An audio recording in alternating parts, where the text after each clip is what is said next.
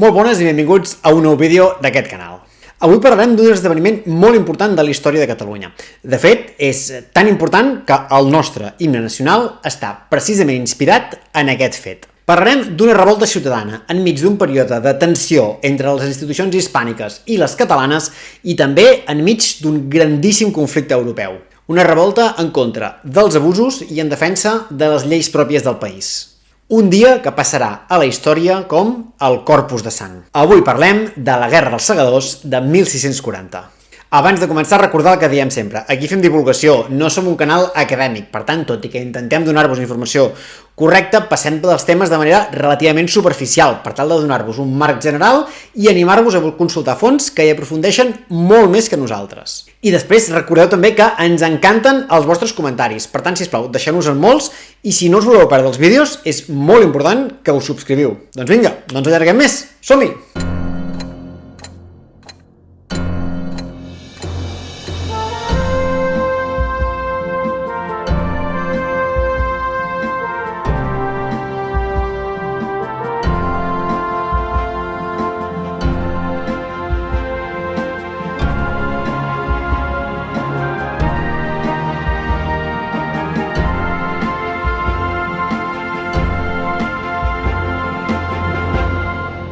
Bé, com sempre hem de començar situant-nos, i aquesta vegada hem d'anar fins al segle XVII. En aquell moment, Catalunya, i de fet el conjunt de la Corona d'Aragó, formaven part de la monarquia hispànica. Des de la unió entre el rei catalano-aragonès Ferran II i la reina castellana Isabel I, les dues corones s'havien unit. Això volia dir, bàsicament, que compartien monarca, tot i que cada un dels dos regnes preservava les seves lleis i les seves institucions. En aquell moment, a més, eren lleis i institucions sensiblement diferents. Mentre que a Castella el monarca tenia un enorme poder i podia prendre decisions de vital importància per ell mateix, a la Corona d'Aragó havia de compartir el poder amb tota una sèrie d'institucions amb les quals havia de pactar els grans assumptes d'estat. Pel moment del qual parlarem avui, el monarca era Felip IV, que val la pena remarcar que en aquell instant, dins de la seva monarquia, també hi havia el regne de Portugal i tot el seu imperi colonial. Per qual cosa estem parlant d'un dels moments de màxima expansió territorial de l'imperi hispànic. Com dic, però, és important recordar que es tracta d'una monarquia composta de regnes diferents amb institucions i lleis diferents.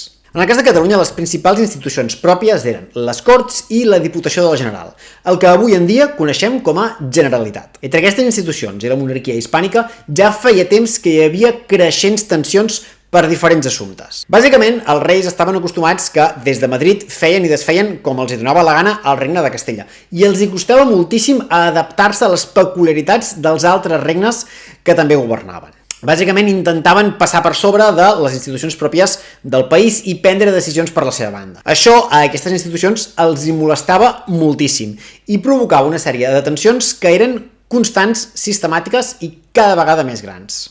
Encara seguint en el context general, també és important entendre que en els anys dels quals parlarem avui, Europa vivia un dels conflictes militars més importants que fins a aquell moment havia viscut la humanitat. Estem parlant de la Guerra dels 30 anys, un conflicte que alguns podrien arribar a qualificar com l'autèntica Primera Guerra Mundial. Originalment va ser un conflicte religiós sorgit al centre d'Europa. Bàsicament va enfrontar els protestants, sobretot aquells que seguien les tesis calvinistes, amb els catòlics. Malgrat això, el que inicialment va ser un enfrontament religiós es va convertir en un enfrontament geopolític. I això es veu molt clarament quan veus que les dues grans potències que lideraven cada un dels dos bàndols enfrontats eren, en tots dos casos, potències catòliques. Per una banda, la monarquia hispànica, amb Felip IV al capdavant, i per l'altra, el regne de França, amb el rei Lluís XIII. No obstant, aquests dos monarques delegaven la governança dels seus regnes en dues figures que seran absolutament determinants per la història d'Europa durant el segle XVII. En primer lloc, Gaspar de Guzmán i Pimentel, més conegut per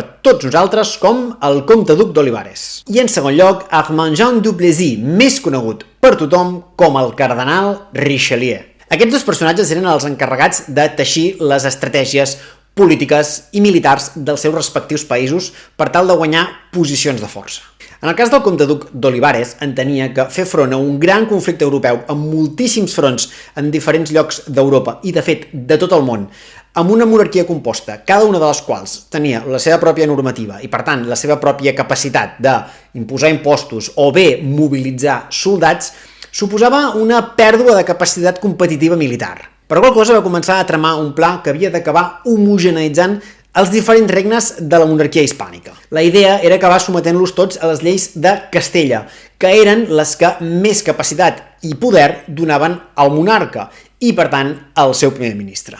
Així podria imposar els impostos que volgués i mobilitzar els soldats que cregués necessari per la guerra. Però això, evidentment, a Catalunya no agradava gens. Una de les lleis pròpies més importants que tenia el país en aquell moment era la prohibició de mobilitzar els seus ciutadans per tal de lluitar en guerres que no fossin per defensar el propi territori.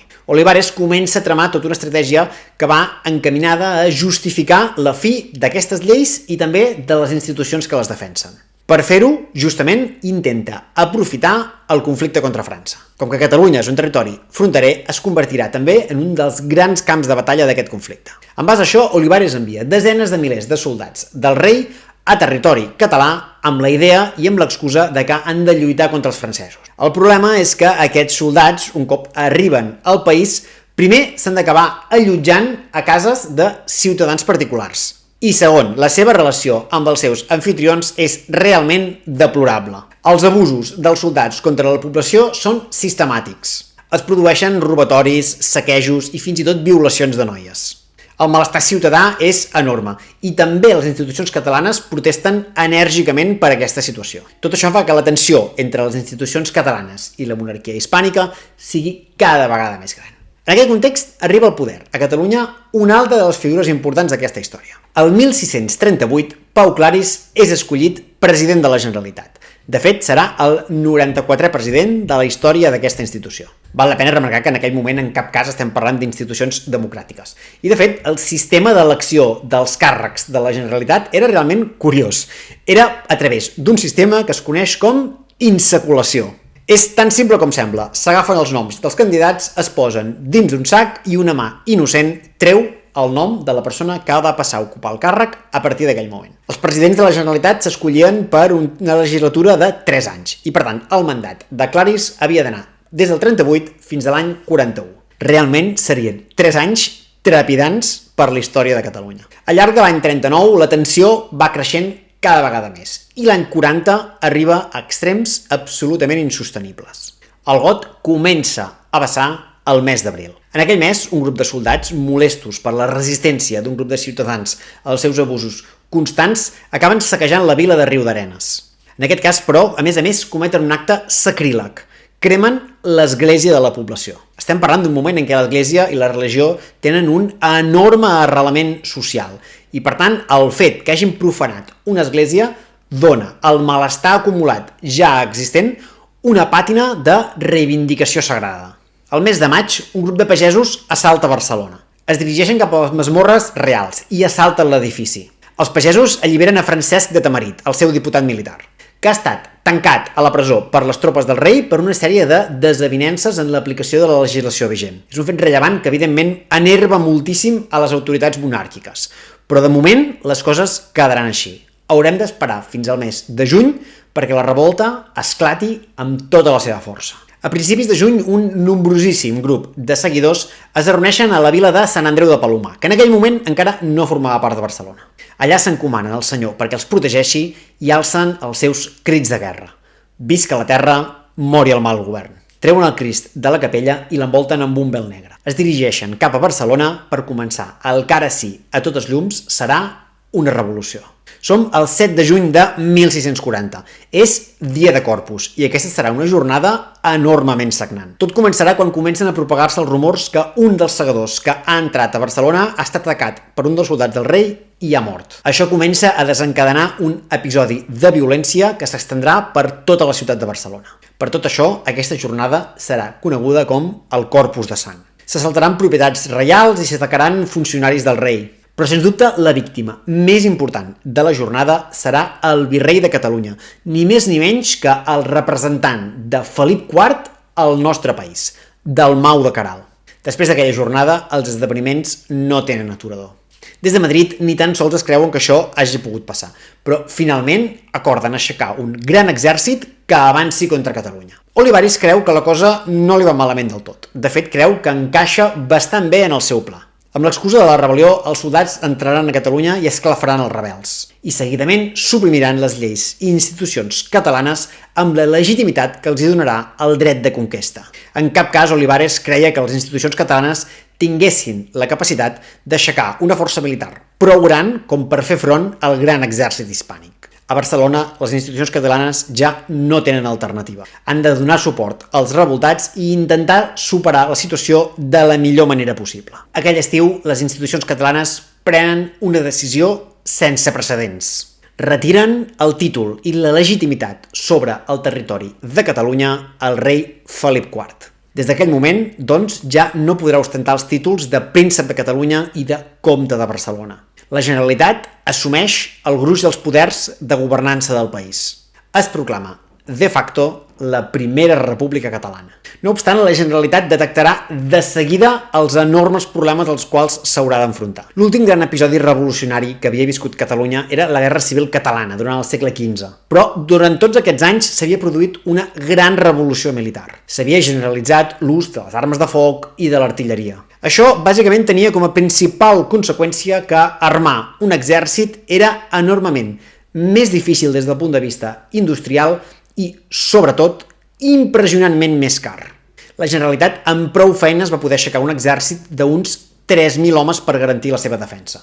Enfront d'això s'acostava des de Madrid un exèrcit amb prop de 20.000 soldats. Aquest exèrcit estava dirigit per Pedro Fajardo de Zúñiga i Requesens, més conegut com el Marquès de los Vélez. Era evident que la Generalitat necessitava aliats. Malgrat això, i tot i les desigualtats, el president Pau Claris té clar que Catalunya ha de plantar cara als seus enemics. Quant de temps fa, senyors, que patim? Des del 1626, aquest nostre país serveix de quarter de soldats. Castella, superba i miserable, no aconsegueix un petit triomf sense llargues supressions. Què és el que us manca, catalans, si no és la voluntat? No guardeu encara relíquies d'aquella sang famosa dels vostres avantpassats, que van venjar les injúries de l'imperi oriental que subjugava Grècia? Què us ha convertit en uns altres? Jo no ho crec pas, sinó que penso que sou els mateixos, i que no trigareu més a semblar-ho que el que tardi la fortuna a donar justa ocasió al vostre enuig. Us dic que, prenent les armes amb ardidesa, procureu defensar la vostra justíssima llibertat, els vostres honrats furs, que poseu guarnicions a les vostres viles i ciutats, que fortifiqueu allò que és feble, que repareu allò que és fort, que generosament demaneu satisfacció dels delictes d'aquests bàrbars que us oprimeixen, que aconseguiu llur allunyament de la nostra regió i el descans de la pàtria. Més enllà de la retòrica parlamentària, però, Claris també té clar que per poder fer això necessita aliats. I en aquell moment només es pot anar a buscar a un lloc, a l'altra banda dels Pirineus. França, que segueix sent la gran enemiga d'Espanya, és el principal candidat per ajudar la causa catalana. A finals de 1640 comencen les negociacions entre la nova República Catalana i el Regne de França per tal d'intentar aconseguir la protecció d'aquest país. A principis de 1641, l'exèrcit del Marquès de los Vélez ja està molt a prop de Barcelona. Aconseguir el favor dels francesos és una autèntica urgència. Finalment, l'acord es tanca a finals de gener, segurament el dia 24. El preu, però, serà alt. Lluís XIII donarà suport als catalans a canvi que el reconeguin a ell com a comte de Barcelona i, per tant, com a príncep de Catalunya. La urgència justifica de tal manera que el dia 26 es produeix la gran ofensiva de l'exèrcit hispànic contra Barcelona, la coneguda com a Batalla de Montjuïc. Aquesta havia de ser la batalla decisiva que esclafés la rebel·lió començada l'estiu anterior. Però l'ajuda de l'exèrcit francès i la resistència de les tropes de la Generalitat van ser determinants. El 26 de gener de 1641 va acabar sent, doncs, una de les grans victòries del bàndol català durant la Guerra dels Segadors. De ben segur, Pau Claris creia que amb la recentment aliança estrenada amb França, la causa catalana estava ben encaminada, però, per desgràcia, no va poder gaudir durant gaire temps. A finals de febrer mor el president de la Generalitat. Algunes fonts diuen que enverinat per espies de la monarquia hispànica, però això, el cert és que fins a dia d'avui no s'ha pogut contrastar. En tot cas, el que li espera a Catalunya a partir d'aquell moment serà una guerra enormement llarga. El 1642 morirà Richelieu i serà substituït pel cardenal Mazzarino, que mostrarà un interès molt més laxe que el seu predecessor en implicar-se activament en la causa catalana. I de fet, el 1643 acabarà morint el propi rei Lluís XIII, que serà substituït pel seu fill, Lluís XIV, que també és conegut com el rei Sol. Però les coses s'acabaran de complicar de veritat el 1648. Aquell any es signa la Pau de Westfàlia, que posa fi al gruix dels conflictes relacionats amb la Guerra dels 30 anys. A partir d'aquell moment, doncs, l'enfrontament entre França i Espanya per la causa catalana passarà a ser una situació bastant molesta a l'altra banda dels Pirineus i amb unes ganes bastant innotables de tancar la carpeta com més aviat millor. La cosa s'acabarà de complicar de tot l'any 1652, quan les tropes hispàniques finalment aconsegueixen conquerir Barcelona. El final formal de l'enfrontament serà a l'any 1659, quan es signa el Tractat dels Pirineus.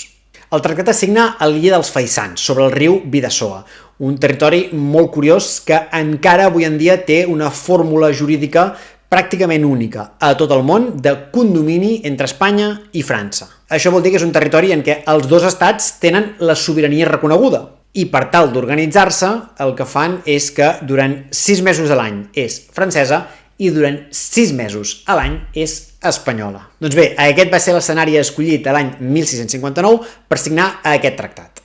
Bàsicament, pel bàndol francès es renunciava a la legitimitat de la sobirania francesa sobre el gruix del Principat de Catalunya i per la banda de la monarquia hispànica es renunciava a tots els territoris del Principat dels Pirineus cap al nord, bàsicament els comtats del Rosselló, el Conflent, el Vallespí i una part de la Cerdanya.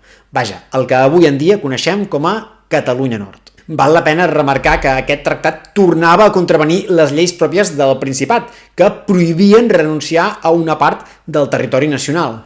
Però això poc va importar a Felip IV. Bàsicament tenia ganes de tancar el conflicte el més aviat possible.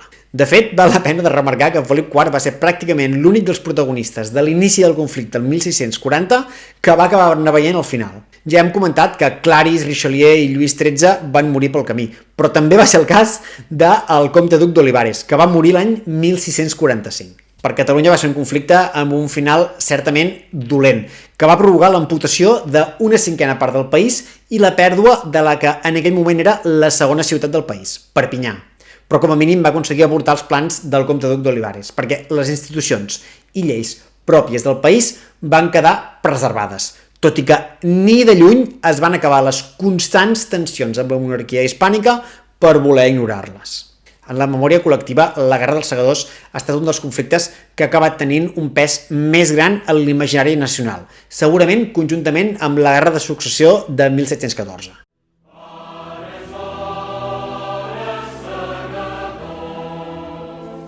De fet, com sabem, l'himne nacional de Catalunya, el Cant dels Segadors, està inspirat justament en aquest fet històric.